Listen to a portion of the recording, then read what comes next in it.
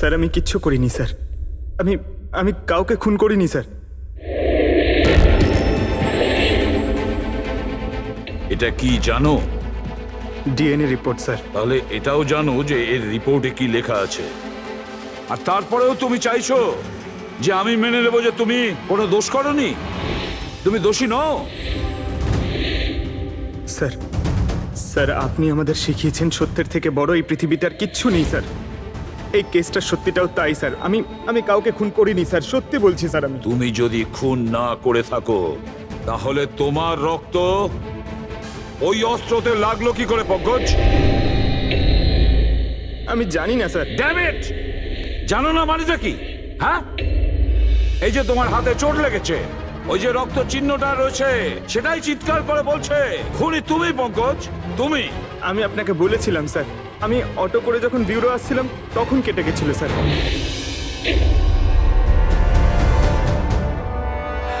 Sir এটাও তো হতে পারে যে কেউ পঙ্কজকে ফাঁসানোর চেষ্টা করছে।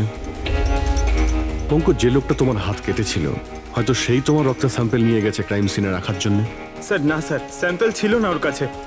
ও যখন আমার হাত কেটেছিল তখন সঙ্গে সঙ্গে রক্ত বেরোয়নি স্যার। ও চলে যাবার পর আমার রক্ত বেরিয়েছিল।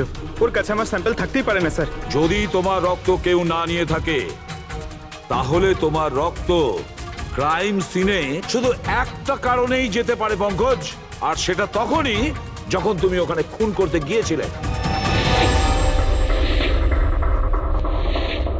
স্যার এ তো অদ্ভুত ব্যাপার।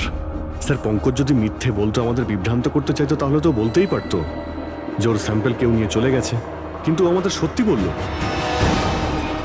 তাহলে ওর সত্যির কি কোনো দাম নেই স্যার? হ্যাঁ অভিজিৎ, সত্যির অনেক দাম আছে, কিন্তু আপাতত এই কেসের একটাই সত্যি, এই খুনের একজনই সাসপেক্ট, আর সে হলো পঙ্কজ।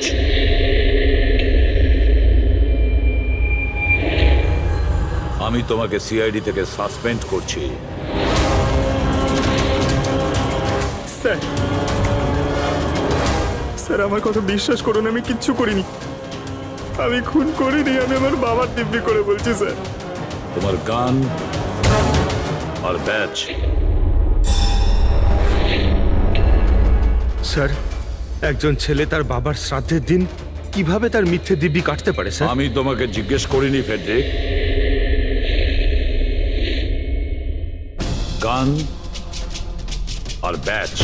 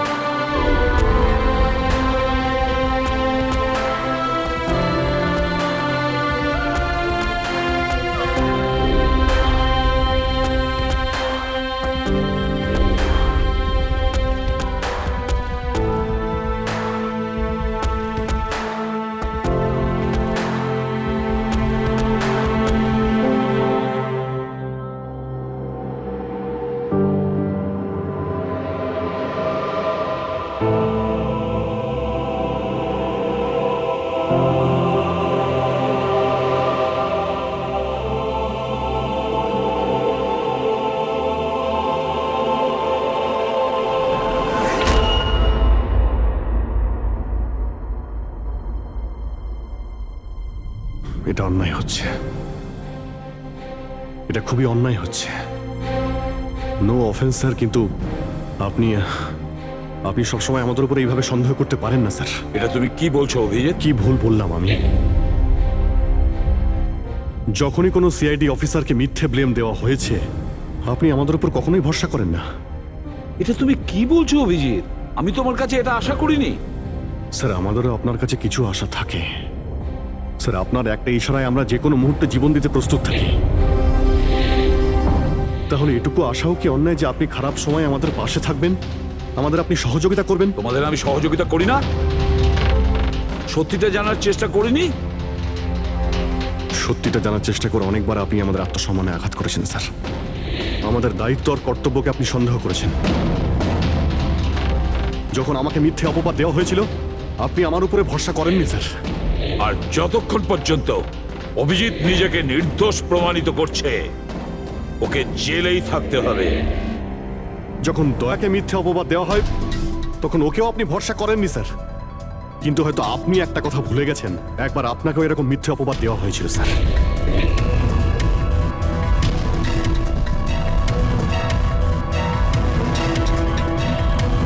সেই মুহূর্তে আমাদের মধ্যে কেউ আপনাকে সন্দেহ করেনি। আমরা শক্ত দেওয়াল হয়ে আপনার সামনে দাঁড়িয়েছিলাম স্যার, যাতে আপনাকে কেউ ক্ষতি করতে না পারে। তাহলে আমাদের খারাপ সময় কি আপনি আমাদের পাশে দাঁড়াতে পারেন না? অভিজিৎ কোনো অপরাধীর থেকেও বিপজ্জনক একজন ইমোশনাল সিআইডি অফিসার। তুমি ইমোশনাল হয়ে যাচ্ছ অভিজিৎ। আমি তোমাকে এই কেস থেকে সরিয়ে দিলাম।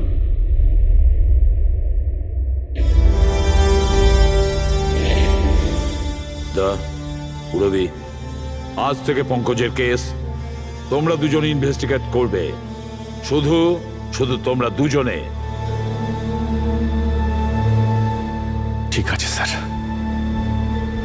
এখন আমার উপরে আপনার এতটুকুও ভরসা নেই যে কেসটাকে আমি নিউট্রাল ভাবে দেখতে পারবো কিনা। এত বছর ডিউটির পর এরকম মেডেল তো ভাগ্যবানেরাই পায়। Thank you sir.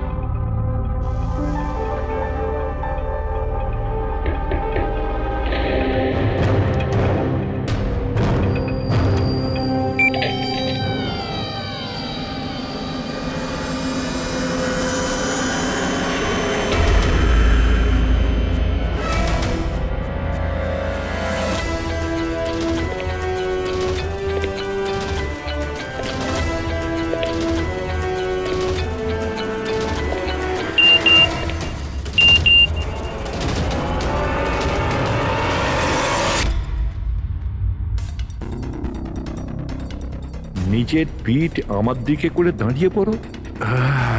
চলো এটাও করে দেখে নি।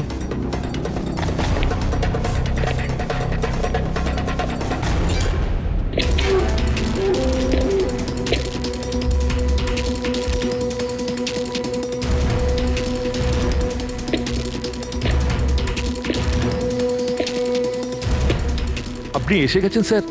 আমি আপনার জন্য অপেক্ষা করছিলাম। ওইখানে আপনার ফাইলটা আছে, ওখানে পুরো ফাইন্যান্সিয়াল প্ল্যান পড়ে আছে এবং আমার স্থির বিশ্বাস যে আপনার খুব পছন্দ হবে।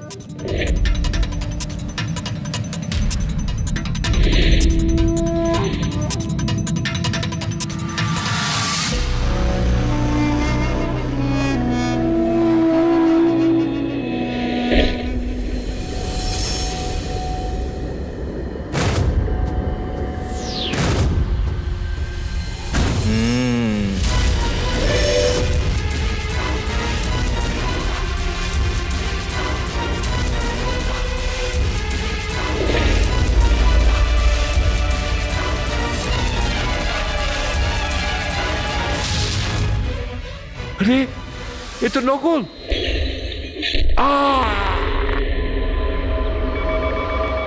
Hello, ACP Pradyuman here. What? কখন? আচ্ছা ঠিক আছে,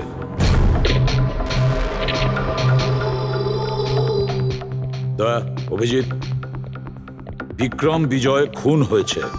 বিক্রম বিজয় মানে ওই কেলেঙ্কারি কেসের? হ্যাঁ হ্যাঁ, ওই বিক্রম বিজয় আজও আইনকে ফাঁকি দিয়ে পালাচ্ছিল, আর আজই ও খুন হয়েছে ওরই বাড়িতে। একদিন না একদিন তো এটা হওয়ারই কথা ছিল স্যার, এত শত্রুও পুষেছে ঘরের মধ্যে। Sir I am really sorry sir, একটু লেট হয়ে গেলাম। কি ব্যাপার পঙ্কজ, কোথায় ছিলে তুমি? স্যার আসলে বাবার শ্রাদ্ধ ছিল আজ, তাই মন্দিরে গেছিলাম পুজো দিতে। ঠিক আছে, আর এটা হাতে কি হয়েছে? আরে স্যার আসতে গিয়ে লেগে গেল, তেমন কিছু না, খুব বেশি লাগেনি স্যার। ঠিক আছে, তৈরি হয়ে নাও, একটা মার্ডার কেস এসেছে। আর শোনো,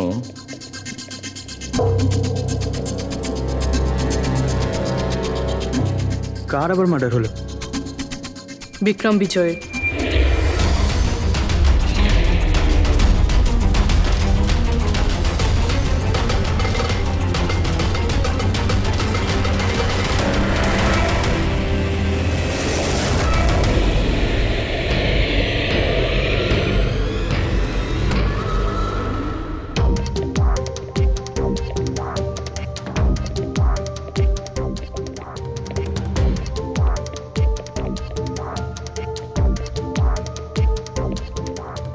সিআইডি? হ্যাঁ, স্যার আমি গোপাল, বিক্রম স্যারের ম্যানেজার। এই তিনজন কারা? এ মোহিত, বিশাল আর ও হলো রাঘব, এরা স্যারের সিকিউরিটি গার্ডস।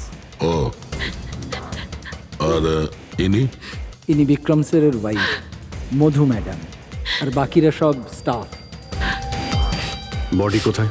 স্যার বডি ভেতরে আছে। এই ঘাড়ে আঘাত করেছে আর পেট আর বুকেও মেরেছে। খুনি এটা শিওর হতে চেয়েছিল যে কোনোভাবেই যেন এ বেঁচে না যায়।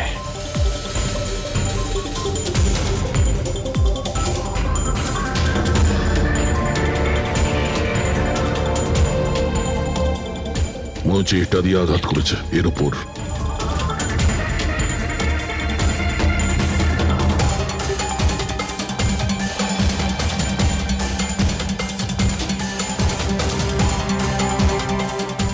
বিক্রমের ফোনে শেষ মেসেজটা কোনো আননোন নাম্বার থেকে এসেছিল। নিজের পিঠ আমার দিকে করে দাঁড়াও। পিঠ আমার দিকে মানে ওই লোকটা কি একে নিজের মুখ দেখাতে চাইনি নাকি?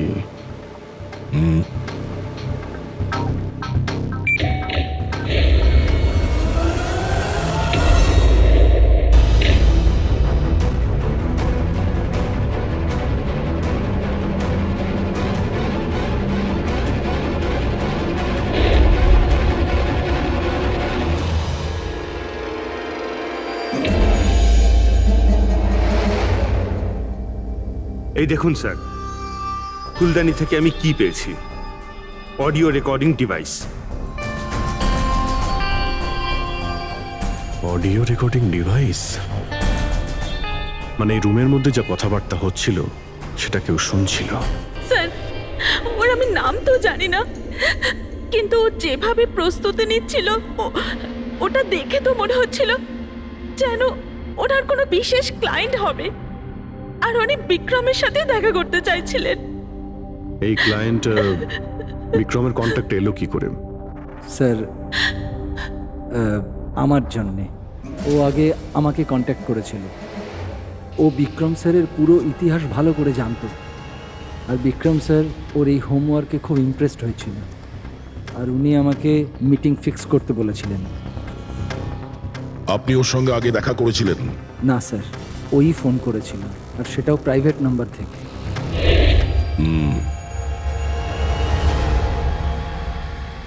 তাহলে আপনারা মিটিং এর আগে সবকিছু দেখে নিয়েছিলেন? হ্যাঁ হ্যাঁ স্যার। ওই রুমটা খুব ভালো করে চেক করে নিয়েছিলেন তো? হ্যাঁ। তাহলে এই অডিওর রেকর্ডিং ডিভাইস এটা রুমের মধ্যে এলো কি করে? স্যার এটা কোথায় ছিল? ফ্লাওয়ার পটের মধ্যে। ফ্লাওয়ার পটে? ওটা তো তুই চেক করেছিলিস না মোহিত? আমি চেক করেছিলাম স্যার, কিন্তু আমি এটা ফ্লাওয়ার পটে দেখতে পাইনি। দেখতে পাননি? আগে না। আচ্ছা, কিভাবে তুমি দেখলে না? ব্যুরো চলো, ওখানে সবাই খুব ভালোভাবে দেখতে পায়।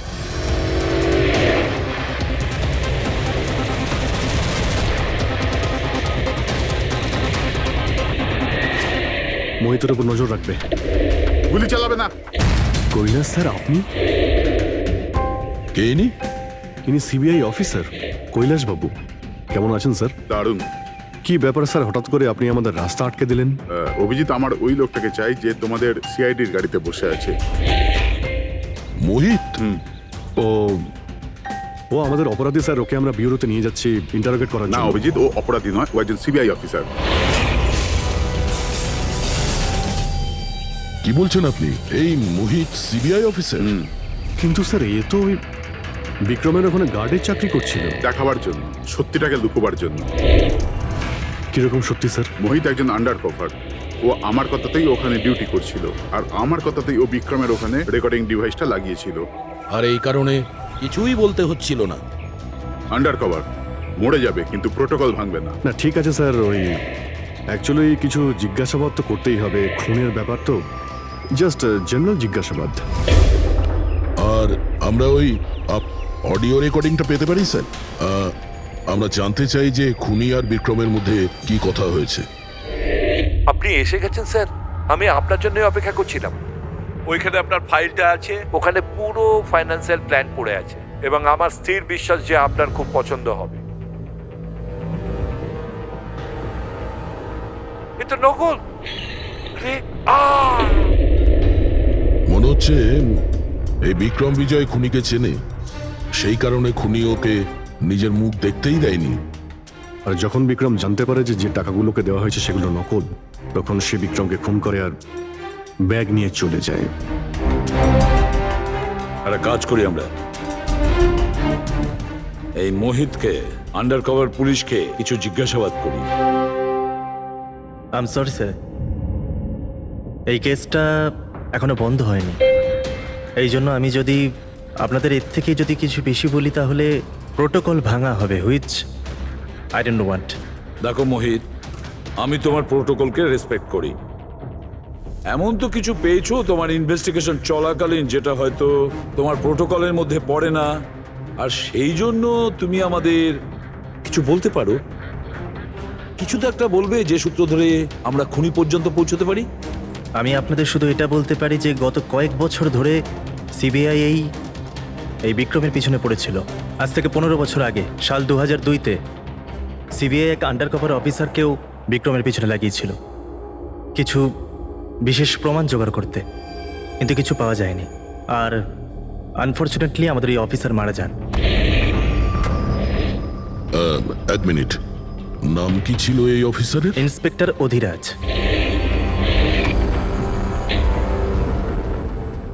ইন্সপেক্টর অধিরাজ? এই বোতলে যে রক্তটা আছে, এই রক্তে বিক্রমের ডিএনএ ছাড়াও অন্য কারো ডিএনএ আছে। বিক্রমের ডিএনএ ছাড়াও অন্য কারো ডিএনএ আছে? তুমি বলতে চাইছো অন্য কেউ ছিল? কে ছিল সালুকে? ক্রিমিনাল ডাটাবেসের সঙ্গে কম্পেয়ার করে দেখেছিলে, ম্যাচ করে দেখেছিলে তুমি? তার দরকার পড়েনি। প্রয়োজন ছিল না কি বলছো সালুকে? সেটা কার ডিএনএ? ওই ডিএনএ হ্যাঁ, পঙ্কজের। হোয়াট? ওই ডিএনএ পঙ্কজের? আমাদের পঙ্কজের? আমাদের পঙ্কজের। এটা কি করে হতে পারে? সিআইডি অফিসার হলো পঙ্কজ। সিআইডি অফিসার পঙ্কজ খুন করতে পারে? আমাদের একজন অফিসার খুনি? কিন্তু স্যার, পঙ্কজ কেন খুন করতে যাবে? সেটাই তো, সিআইডি অফিসার কেন খুন করতে যাবে? স্যার, বিক্রমের বাড়ির থেকে 1 কিলোমিটার দূরে পুলিশ একটা বেবারিশ মোটরসাইকেল পেয়েছে স্যার। কার মোটরসাইকেল ছিল ওটা? স্যার, ও পঙ্কজের ওটা।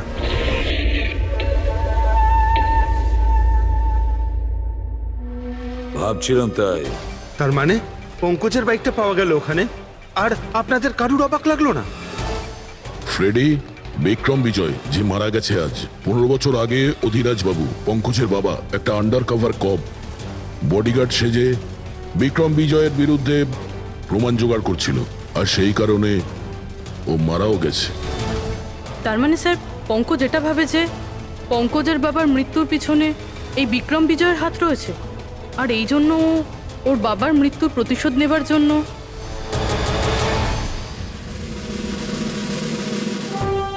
পঙ্কজ এখন কোথায়?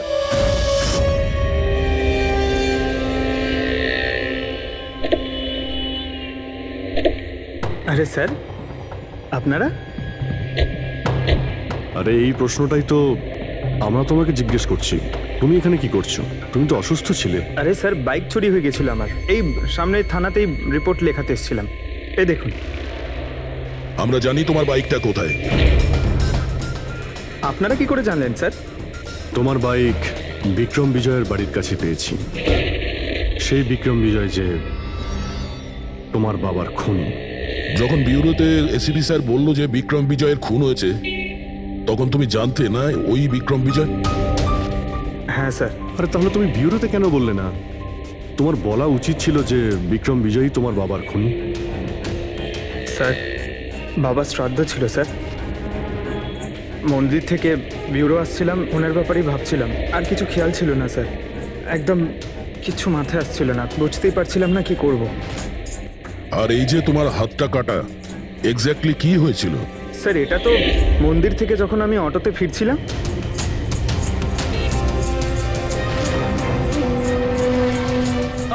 কি হলো স্যার? তাহলে একজন অচেনা লোক আঘাত করে চলে গেল, হ্যাঁ? এমনি অকারণে? স্যার আমি জানি বিশ্বাস করাটা একটু কঠিন, কিন্তু এটাই সত্যি। আচ্ছা পঙ্কজ, তুমি সবসময় তো বাইকে করে বিউরোতে আসতে, হঠাৎ তুমি অটো করে কেন এলে? হঠাৎ করে না স্যার, আমার বাইক তো দুদিন ধরে খারাপ হয়ে রয়েছে। তাহলে তোমার খারাপ হয়ে যাওয়া বাইকটাকেও নিয়ে গেল, সে ওটাকে রিপেয়ার করলো, আর ঠিক হয়ে যাওয়ার পর ওটাকে একটা ফাঁকা জায়গায় ফেলে দিয়ে এলো, তাও কাকতালীয় ভাবে এমন একজনের বাড়িতে ফেলে দিয়ে এলো যার আজই খুন হয়েছে, আর যে তোমার বাবার খুনিও। স্যার, আপনারা আমাকে সন্দেহ করছেন? আপনাদের মনে হচ্ছে ওই বিক্রম বিজয়কে আমি মেরেছি?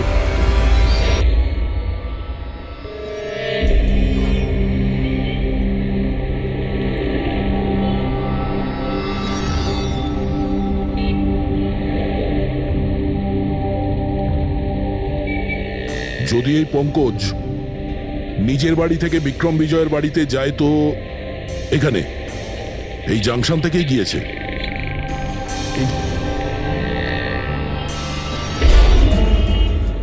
স্যার সিগন্যালে সিসিটিভি ক্যামেরা রয়েছে। এই সিসিটিভি ক্যামেরার ফুটেজ থেকেই আমরা জানতে পারবো যে পঙ্কজ ওই বাইকে করে এখান থেকে গিয়েছিল নাকি ওটা অন্য কেউ ছিল।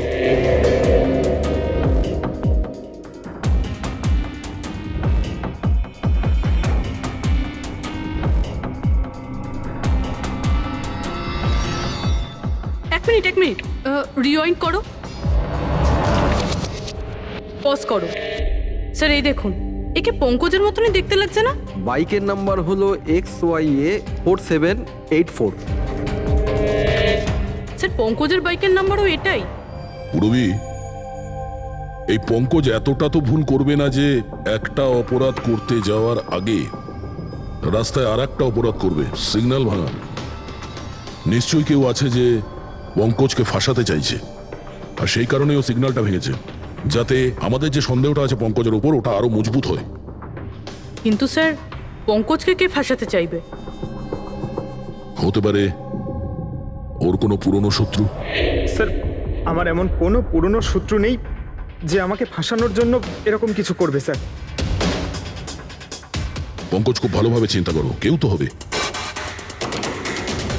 না স্যার। যদি তোমার কোনো শত্রু না থেকে থাকে, তাহলে এই খুন তুমিই করেছো। তুমি নিজের বাবার মৃত্যুর প্রতিশোধ নিয়েছো তুমি, আর সেটাও ওনার মৃত্যুবার্ষিকীতে। স্যার, আমার প্রতিশোধ নেবার কোনো মেন্টালিটি নেই স্যার।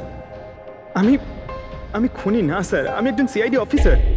যতদূর বাবার কথা স্যার, আমি তো ওনাকে ভালো করে দেখিও নি।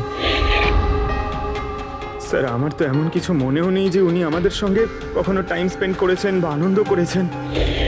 স্যার উনি হয়তো কখনো ভাবতেনও না যে ওনার একটা ছেলে আছে যার ওনাকে প্রয়োজন।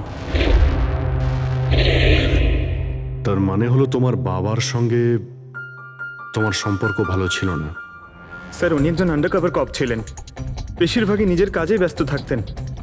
বাড়ি, সংসার, সন্তান, পরিজন সেসব নিয়ে উনি কোনোদিন মাথায় ঘামাননি। আমাকে শুধু আমার মাই মানুষ করেছেন স্যার। কিন্তু তাও বলছি পঙ্কজ, তোমার নিজের বাবার সাথে কোনো না কোনো স্মৃতি তো জড়িয়ে থাকবে না? কিছু মনে আছে? শুধু স্যার এইটুকুই মনে আছে আমার স্যার, আমাকে উনি মেলায় ঘুরতে নিয়ে যেতেন, কিন্তু মেলায় নিয়ে যাওয়ার আগে উনি আমাকে হসপিটালে নিয়ে যেতেন প্রতিবার। কি? হসপিটালে? ওটা কেন? হয়তো ছোটবেলায় আমি খুব অসুস্থ থাকতাম, আর উনি হসপিটালে নিয়ে যেতেন, আর আমার খুব ব্যথা লাগতো স্যার। যন্ত্রণা? পঙ্কজ, কোথায় যন্ত্রণা হতো? স্যার পিঠে, এখানে স্যার। পিঠে? পঙ্কজ, ডাক্তার পিঠে কি করতো? না স্যার, তেমন কিছু মনে পড়ছে না স্যার। মনে করো পঙ্কজ, মনে করো কি করতো? তোমার পিঠে ইঞ্জেকশন দিত বা পিঠের থেকে রক্ত বার করতো? কি করতো মনে করো? Sir sir sir drill machine দিয়ে কিছু করতো হসপিটালে। কি বলে, ড্রিল মেশিন দিয়ে?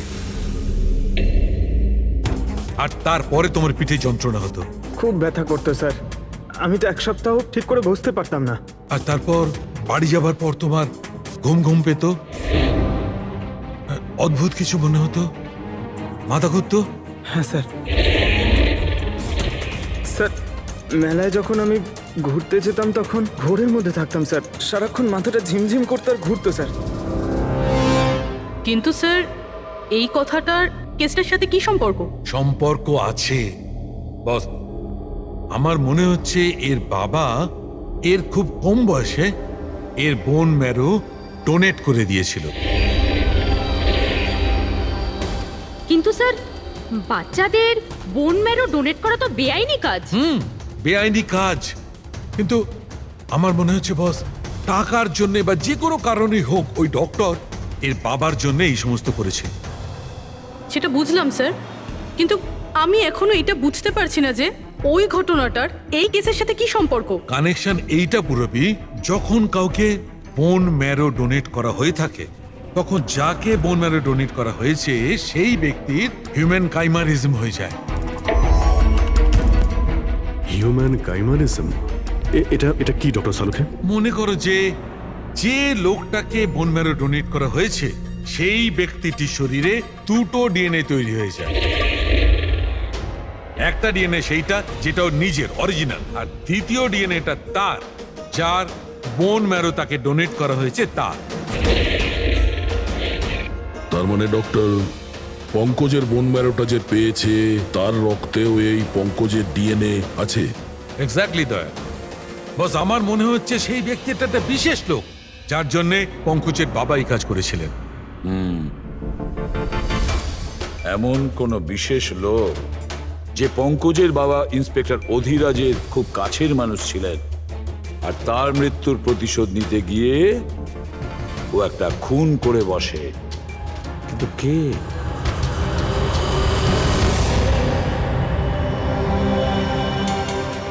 দয়া।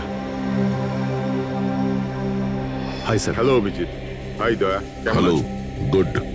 সরি, আপনাকে এরকম একটা জায়গাতে ডেকে আনতে হলো। অভিজিৎ, যে ইনফরমেশন তোমার দরকার ছিল সেটা না সিআইডি অফিসে দেওয়া যেত না আমার অফিসে? থ্যাংক ইউ স্যার আমাদের সাহায্য করার জন্য। স্যার পঙ্কজ একজন সৎ অফিসার, আর যদি আপনার সাহায্যকে আমরা নিরাপরাধ প্রমাণ করতে পারি। অভিজিৎ, তোমার মনে আছে এক বিপজ্জনক অপরাধী ছিল রাকা, তাকে ধরতে তুমি আমাকে সাহায্য করেছিলে। তা ধরে নাও আমি সেটারই ঋণ মেটাচ্ছি। এসব আপনি কি বলছেন স্যার? অ্যাকচুয়ালি আমাদের পঙ্কজের বাবা ইন্সপেক্টর অধিরাজের ব্যাপারে কিছু ইনফরমেশন চাই, যতটা আপনি দিতে পারবেন। আপনি কাজ করেছেন না ইন্সপেক্টর অধিরাজের সঙ্গে? হ্যাঁ দয়া, অধিরাজ খুবই সৎ ইন্সপেক্টর ছিল আর সাহসীও। আমার তো এটা বলতে গর্ব হয় যে আমরা একসাথে কাজ করেছি। স্যার অ্যাকচুয়ালি আমরা এটাই জানতে চাই যে ওনার আন্ডার কভার মিশনের সময় ওনার সঙ্গে কারো কি কোনো গভীর সম্পর্ক হয়েছিল?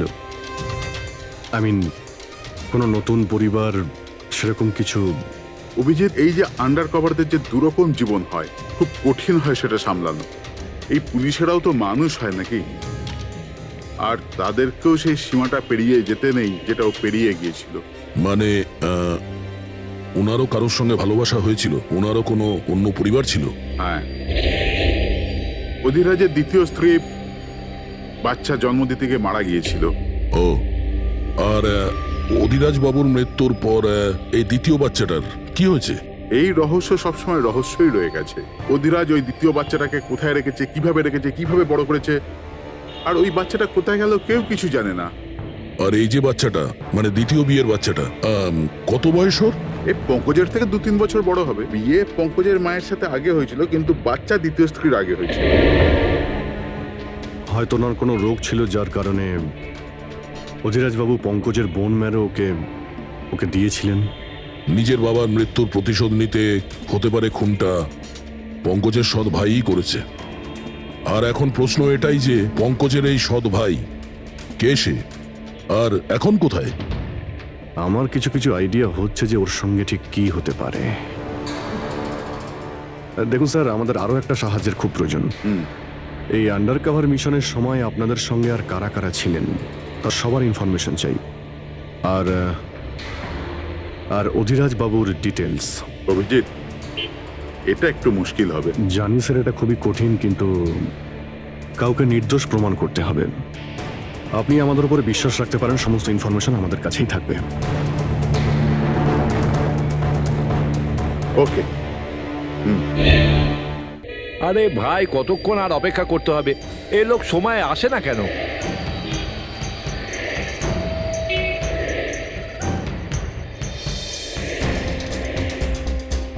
আরে ভাই, আধ ঘন্টা ধরে অপেক্ষা করছি। আজই আমার পুরো টাকা চাই। আজই আমাকে এই শহর ছেড়ে দিতে হবে।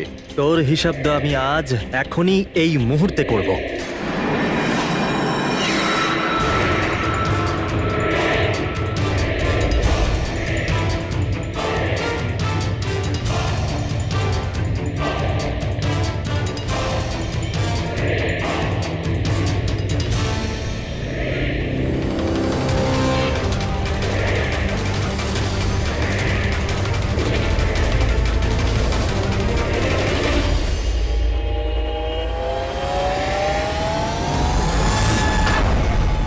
তোর অ্যাকাউন্ট সিআইডি বন্ধ করবে।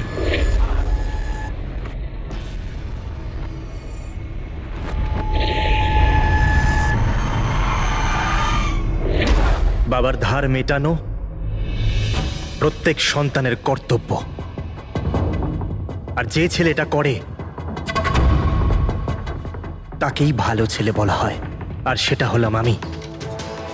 তুমি তো কিছু করনি, আমি নিয়েছি আমার বাবার মৃত্যুর বদলা। দেখো মোহিত, তোমাদের বাবা ইন্সপেক্টর অধিরাজ একজন সৎ, একজন কর্তব্যপরায়ণ পুলিশ অফিসার ছিলেন। কি ভাবছিলে তুমি তোমার মতন একজন অপরাধীর বাবা হয়ে গর্ব করতেন, নাকি পঙ্কজের মতন একজন সৎ সিআইডি অফিসারের উপর? তার সত্যি কথা বলতে তো বাবার সবসময়ই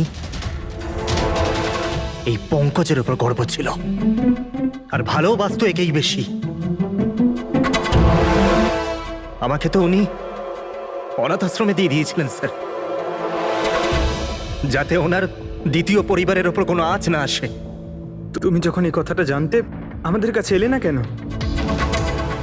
আমি তো তোমার ভাই, একসঙ্গে ধরতাম বিক্রমকে, তাও আইনের পথে। চাই না আমার তোমার সাহায্য।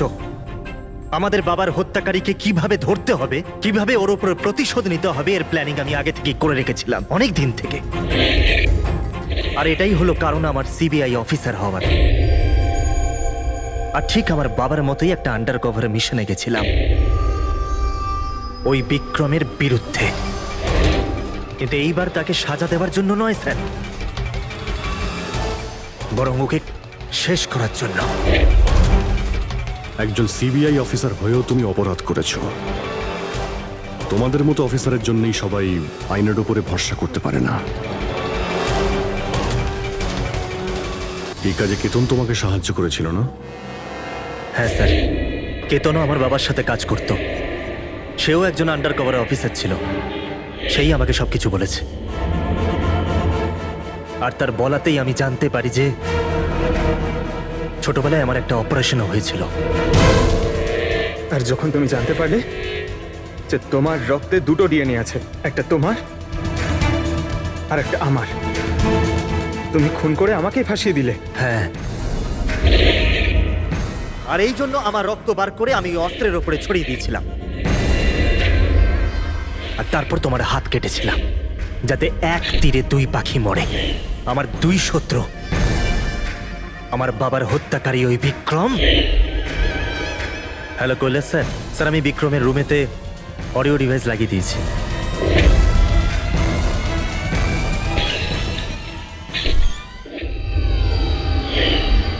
আর তুমি আমাকে এত ঘৃণা করার কারণ কি ভাই? কেন করবো না বলো তো? আজ পর্যন্ত সবকিছু তুমি পেয়েছো। আমাদের বাবার নাম, ওনার ভালোবাসা, ওনার সম্মান, সবকিছু। আর দুঃখের বিষয় তো এটা যে এত কিছু পাওয়ার পরেও তোমার এতটুকু হুঁশ ছিল না যে আমাদের বাবার হত্যাকারী কে। স্যার, আজকে যদি আমি না হতাম তাহলে আমাদের বাবার হত্যাকারী আজও বেঁচে থাকতো এবং ঘুরে বেড়াতো। আর তুমি কি পেলে মোহিত? জেল? আর খুন করে তোমার বাবা কি পেল মরার পরে? লজ্জা?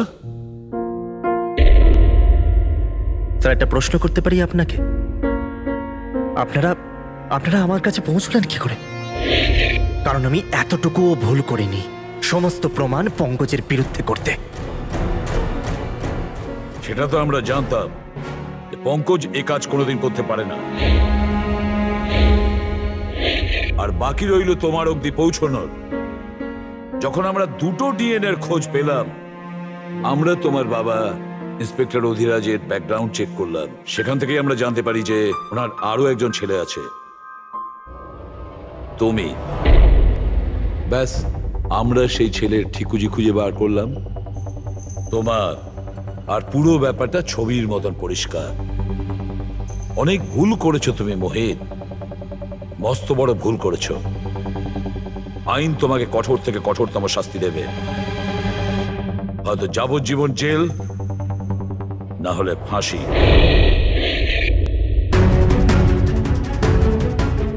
ফ্রেডরিক,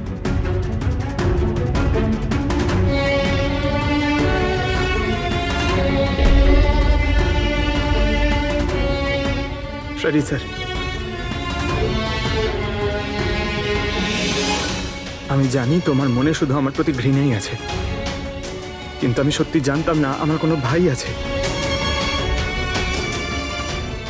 আমি জানি না তোমার সঙ্গে কি হবে, কিন্তু তুমি একটা কথা সবসময় মনে রেখো, আমি তোমার অপেক্ষা করব।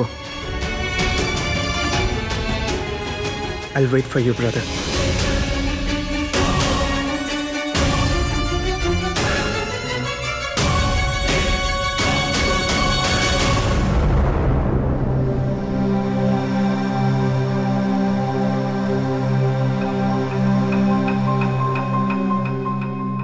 পঙ্কজ, দেখো, তোমার যে ভালো দিকটা আছে না, সেটা কিন্তু বাঁচিয়ে রাখবে খুব ভালো করে। Welcome back to CID. Thank you sir. Sir, I am sorry sir. আপনি ঠিকই বলছিলেন। ইমোশনাল হয়ে আমি স্যার একটু বেশি বলে ফেলেছি। I am sorry. দেখো অভিজিৎ, তোমরা সবাই আমার কাছে শুধু সিআইডি অফিসার নও, তোমরা আমার গর্ব, আমার আত্মবিশ্বাস, তোমরা আমার শক্তি। তোমরা আর এসিবি প্রদ্যুমান আজ পর্যন্ত নিজের শক্তিকে সন্দেহ করেনি, না কোনোদিন করবে। সময় তো সব সময়ই মানুষের পরীক্ষা নেয়, কিন্তু কর্তব্যের পথে চলার সময় যদি নিজের সন্তানের ওপরেও গুলি চালাতে হয়, আমাদের হাত যেন না কাঁপে।